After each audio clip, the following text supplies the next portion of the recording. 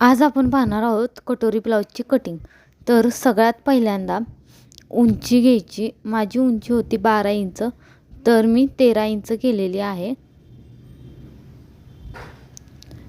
त्यानंतर आपल्याला जिथून आपण उंची घेतलेली होती तिथे एक लाईन मारायची पट्टीने.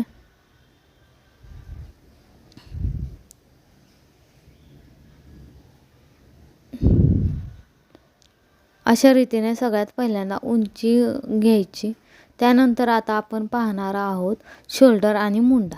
शोल्डर आणि मुंडा हा चार्टनुसार घ्यायचा. तर माझा चार्टनुसार किती येतो आहे, तर 32ची छाती आहे पहा. तर 32च्या छातीला माझा शोल्डर येतो आहे 5.25 आणि मुंडा येतो आहे 5.5. तर तो मी टाकून घेतला.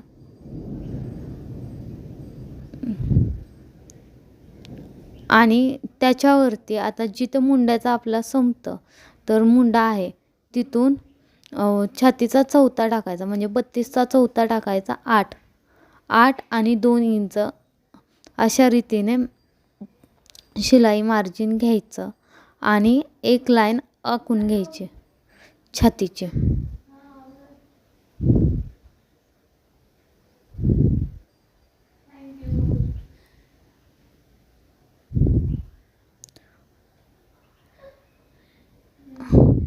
ह्यानंतर आता मुंड्याचा शेप कसा द्यायचा, तर मुंड्याचा शेप 1.25 इंचावरती एकदा रेघ मारायची आणि त्याचा निम्मा टेप करून 1.25 इंचावरती एक टिक करायचे आणि मुंड्याचा असा आकार द्यायचा.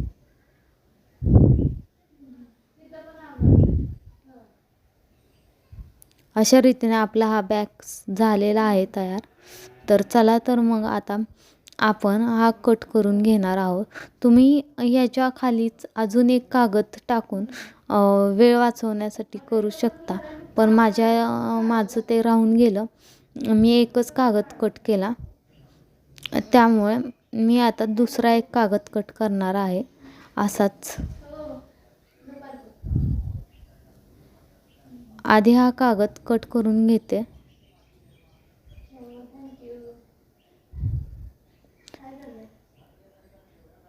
फ्रंट आणि बॅक असे 2 पार्ट काढायचे आहेत. हा आपण फ्रंटसाठी ठेवणार आहोत आणि दुसरा जो आहे तर तो आपण बॅकसाठी ठेवणार आहोत. तर हा आपल्याला आता खालचा जो आहे तो बॅकसाठी करायचा आहे. तर त्यासाठी काय केलं, तर आधी आपण आत्ता कट केलेला कागद ठेवला आणि त्याच्यावरूनच लाईन मारली आणि दुसरा तयार केलेला आहे.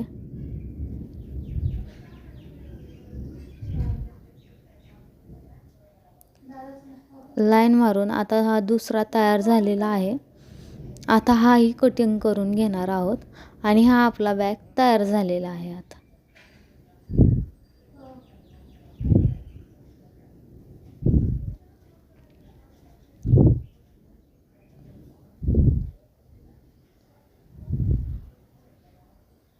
अशा रीतीने हा बॅग तयार झालेला आहे आणि आधी जो कापलेला होता तर तो फ्रंटसाठी मी ठेवणार आहे.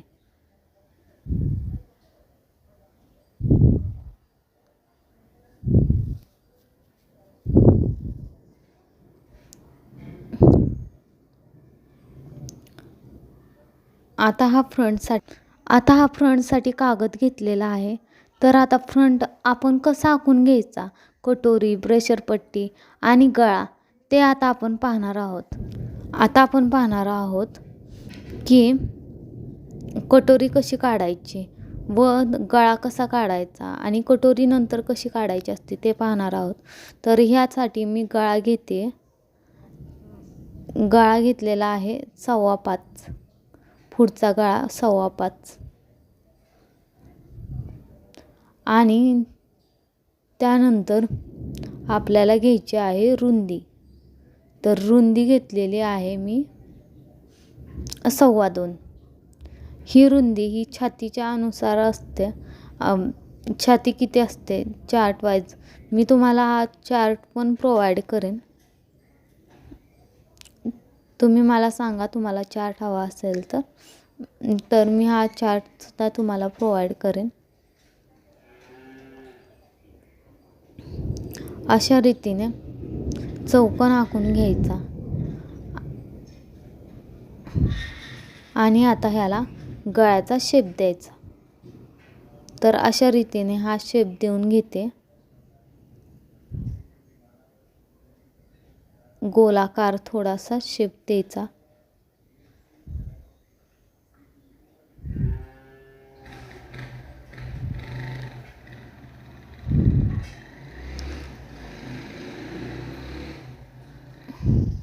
हा शेप देऊन झाल्यावरती आता आपण कटोरीच्या आधी आपण ब्रेशर पट्टी पाहणार आहोत.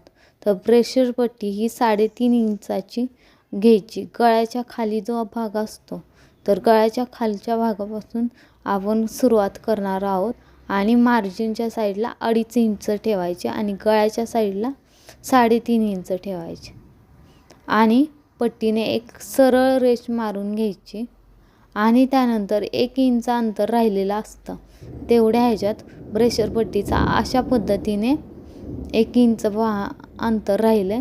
आता ब्रेशर पट्टीचा आकार देऊन घ्यायचा अशा रीतीने. हा आकार देऊन झाला की आता आपण कटोरी पाहणार आहोत.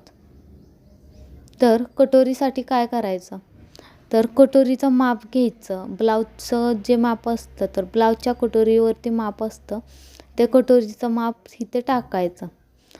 तर 5 इंच माझं कटोरीचं माप होतं तर 5 इंच मी टाकलेलं आहे आणि सरळ एक रेष मारून घ्यायची. त्या 5 इंचावरती वरती सरळ एक रेष मारायची आणि नंतर गळ्याच्या इथून 1 इंच खाली अंतर घ्यायचं. गळ्याच्या वर 1 इंच वर अंतर घ्यायचं आणि तिथून आपल्याला कटोरीचा आकार द्यायचा आहे.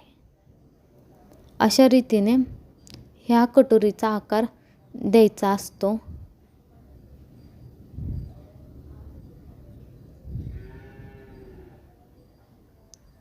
ही सोपी पद्धत तुम्हाला कशी वाटली हे नक्की कमेंट करून सांगा.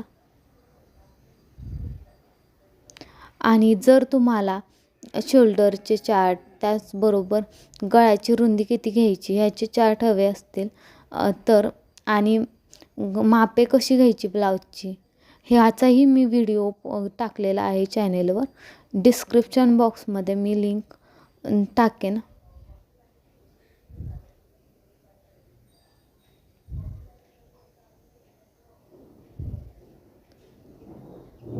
अशा रीतीने हे आपलं कटिंग कट झालेलं आहे. आता मुंड्याच्या साईडला जो आपण कटिंग करायचा राहिला होता आपला भाग तर तो आता आपण कट करून घेणार आहोत. अशा रीतीने मुंड्याच्या साईडचाही पुढचा भाग कट केलेला आहे आणि अशा रीतीने आपलं बॅक त्यानंतर ब्रेशर पट्टी हा भाग पुढचा भाग कटोरीच्या शेजारचा जो पुढचा भाग असतो तो आहे आणि कटोरी ही आपली कट करून झालेली आहे. पण कटोरी कशी वाढवायची हे आता आपण पाहणार आहोत. कटोरी वाढवण्यासाठी कागद घ्या थोडासा मोठा. जी कटोरी आहे त्याच्यापेक्षा थोडासा मोठा कागद घ्या. त्यानंतर ही कटोरी कशी वाढवायची तर ते आता आपण पाहूयात.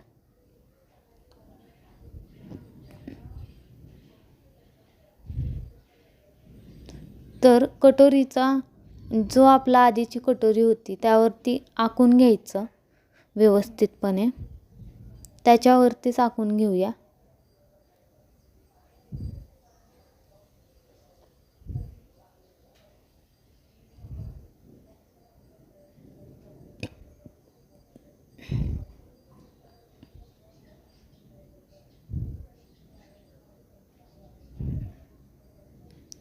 हे आखून झालं की वरती 1.25 इंच अंतर घ्यायचं.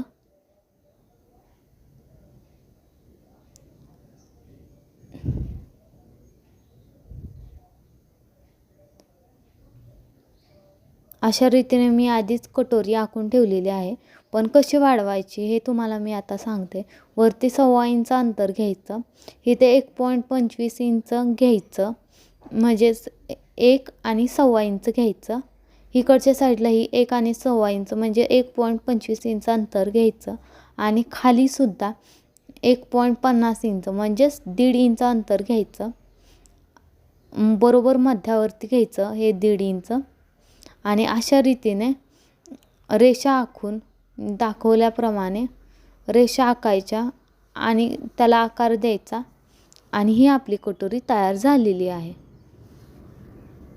हा व्हिडिओ